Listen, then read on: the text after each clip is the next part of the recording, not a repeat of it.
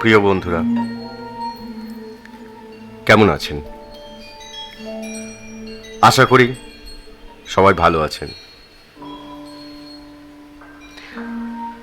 আজকে দুজন বিদেশি লেখকের দুটি গল্পের ছায়া অবলম্বনে একটি গল্প, অলৌকিক সংকেত। আপনারা বিশ্বাস করেন সংকেতে?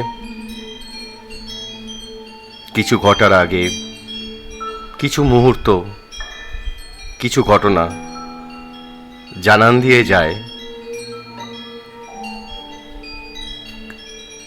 কি ঘটতে চলেছে। হয়তো হাসবেন, হয়তো ভাববেন পাগলের প্রলাপ আর পাগলামি, কিন্তু সব সংকেত থাকে। কোনো সময় আমরা সেটা বুঝতে পারি, বা কোনো সময় আমরা সেটা বুঝতে পারি না। প্রসঙ্গটা জটিল, তাই আর এই যুক্তিতর্ক জটিলতা না বাড়িয়ে বরং শোনা যাক আজকের গল্প। আর আজকে একটি বিশেষ দিন। তার কারণ আমি তো আছি আপনাদের গল্প বলার জন্য। আর আজকে থাকবে আমার সাথে আমার প্রিয়তমা। কি আছো তো? হ্যাঁ, আছি তোমার সাথে।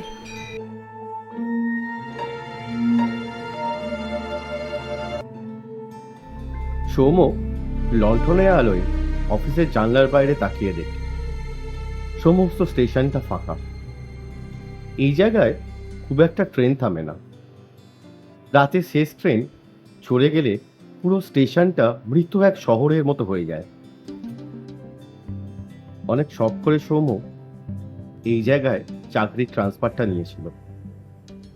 ভেবেছিল জঙ্গল, পশু পাখি এদের মধ্যেই বাকি জীবনটা কাটিয়ে দেবে। শহরের কোলাহল কোনোদিনই তার খুব একটা ভালো লাগতো না। কিন্তু প্রথম দিন থেকেই এই জায়গাটা কেমন যেন মানিয়ে নিতে পারেনি সৌম্য। নীরবতার একাকিত্ব সৌম্যর বড্ড প্রিয়, কিন্তু এই জায়গায় নীরবতার মধ্যে যেন লুকিয়ে থাকে এক অপার্থিব অনুভূতি, এক অপার্থিব ভয়, যাকে শুধু অনুভব করা যায়, ভাষায় ব্যক্ত করা যায় না। এই জায়গায় ঠান্ডা ভীষণ বেশি, আর আজ রাতে যেন এই ঠান্ডা তার চরম সীমা অতিক্রম করেছে। তবু একাকিত্ব কাটে, কারণ সৌম্যর দুজন সহকর্মীর জন্য। অভিজিৎ একজন প্রবীণ গার্ড, আজ রেলওয়েতে 30 বছর কাজ করছে। ভীষণ কঠিন মন, অলৌকিক কিছু বিশ্বাস করে না, আর কোনো কিছুতেই যেন আতঙ্কিত হয় না। আর রয়েছে নিহারিকা, নতুন নিয়োগ পাওয়া সিগন্যাল অপারেটর, ভীষণ সাহসী মেয়ে, কিন্তু এক অদ্ভুত ক্ষমতা আছে নিহারিকার মধ্যে।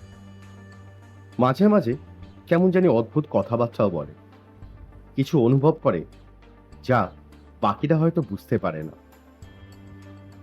আজ রাত্রে তিনজনে শেষ ট্রেনের জন্য অপেক্ষা করছিল। হঠাৎ কেমন জানি বাতাসটা ভারী হয়ে গেল। তোমরা কি শুনতে পাচ্ছ? শুনবো মানে? কিছুই তো নেই। কিন্তু সৌম্য তখনই টের পেল এক অদ্ভুত কণ্ঠস্বর বাতাসের সাথে ভেসে আসছে। হ্যালো, শুনতে পাচ্ছ? এইখানে। কিন্তু কেউ কোথাও নেই। নিহারিকা আতঙ্কিত চোখে সৌম্যর দিকে তাকালো, আর অভিজিৎ মুখ শক্ত করে বলল, এই জায়গাটা অভিশপ্ত। রাত বাড়তে থাকলো। স্টেশনের বাতিগুলি মিটমিট করে জ্বলছে।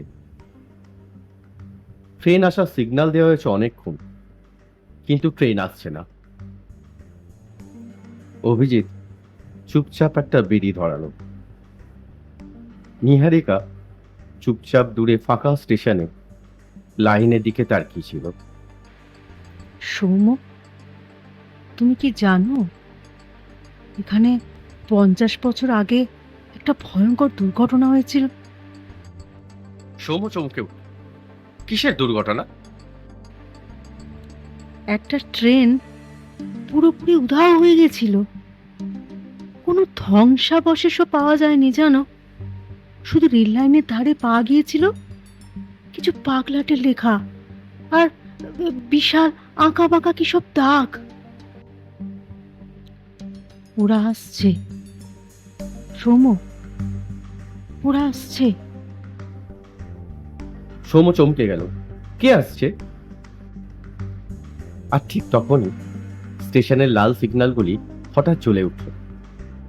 অভিজিৎ ভুরু কুঁচকে বলল, কিন্তু কোনো ট্রেন তো আসছে না, তাহলে সিগন্যালটা কে দিল? চারপাশের বাতাসে হঠাৎ এক বিশ্রী পোড়া গন্ধ। দূরে অন্ধকারের মাঝে এক ছায়ামূর্তি রেল লাইনের ধারে দাঁড়িয়ে আছে। নিহারিকা কাঁপতে কাঁপতে বলল, ওটা ওটা কি? ওটা তো মানুষ নয়। সৌম্যর মনে হচ্ছিল চারপাশে সবকিছু যেন দ্রুত পরিবর্তন হয়ে যাচ্ছে। হঠাৎ করে মাটিতে কম্পন, রেল লাইনের ধারে থাকা গাছগুলি যেন বিকৃত হয়ে যেতে লাগলো। সৌম্য, নিহারিকা, অভিজিৎ তিনজনেই পেছনে সরে এলো। আর ঠিক তারপরেই একটি বিশাল দানবীয় আকৃতির ছায়া রেল লাইনের পাশে গড়ে উঠল। তার মাথা মানুষের মতো নয়, বরং অদ্ভুত কিছু সুর নড়াচড়া করছে। সেই মুহূর্তে বাতাসে ভেসে এলো সেই ভয়ঙ্কর উচ্চারণ, Picheng Lui MGLWNAF Cthulhu Ryo Ganego Ftain. নিহারিকা হঠাৎ চিৎকার করে বলে উঠল,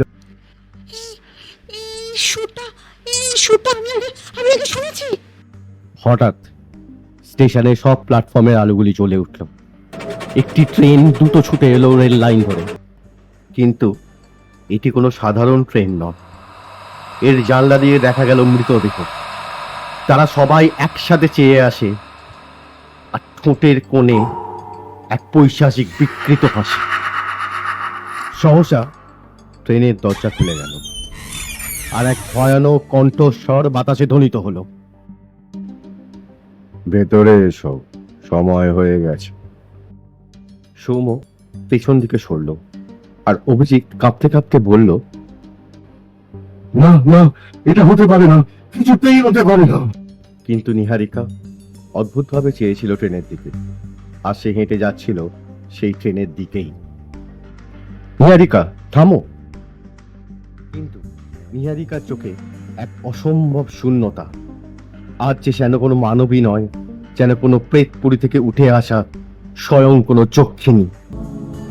সে শুধু শূন্য চোখে বলল, আমি অনেক আগেই এই ট্রেনে উঠেছি, এখন তো শুধু ফিরে যাচ্ছি। হঠাৎ সে ট্রেনের দরজার দিকেই ছুটে গেল, আর দরজা সাথে সাথে বন্ধ হয়ে গেল। ট্রেনটা হঠাৎ করেই অদৃশ্য হয়ে গেল। সৌম্য আর অভিজিৎ একে অপরের দিকে তাকালো। কোনো ট্রেন নেই, কোনো নিহারিকা নেই, শুধু বাতাসে ফিসফিস করে বয়ে এলো সেই ভয়ঙ্কর কণ্ঠস্বর।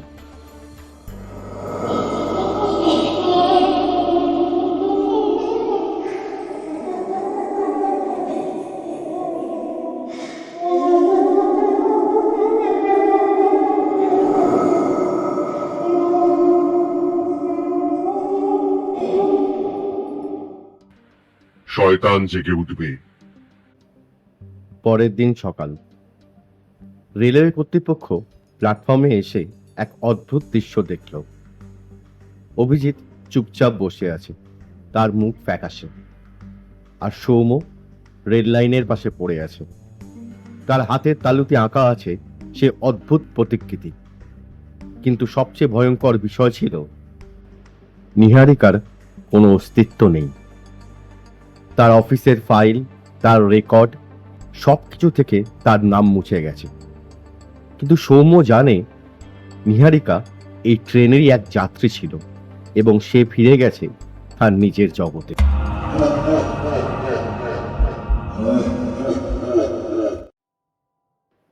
কিন্তু আপনার যদি কোনোদিন গভীর রাতে ট্রেনের বাঁশির শব্দ শুনে ঘুম ভেঙে যায়, তবে সাবধান হন। হয়তো এটা কোনো সাধারণ সংকেত নয়, হয়তো এটা মৃত্যু আপনার জন্য ডাক পাঠিয়েছে।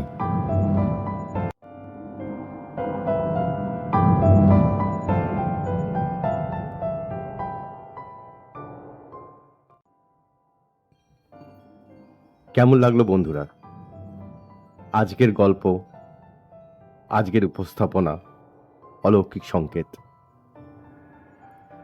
যদি ভালো লেগে থাকে তাহলে এই চ্যানেলটিকে সাবস্ক্রাইব করবেন, লাইক কমেন্টস করবেন। আপনাদের সাবস্ক্রিপশনস, লাইক, কমেন্ট আমাদের উৎসাহিত করবে পরবর্তী যাত্রার জন্য। আর যদি বুঝতে পেরে থাকেন কোন দুই বিদেশি লেখকের কোন দুই বিশেষ গল্প অবলম্বনে এই গল্পটি লেখা হয়েছে, তাহলে অবশ্যই কমেন্ট সেকশনে কমেন্ট করে জানাবেন। আপাতত আজকে এইটুকুই। শুভরাত্রি, ভালো থাকবেন, সুস্থ থাকবেন, আবার দেখা হবে।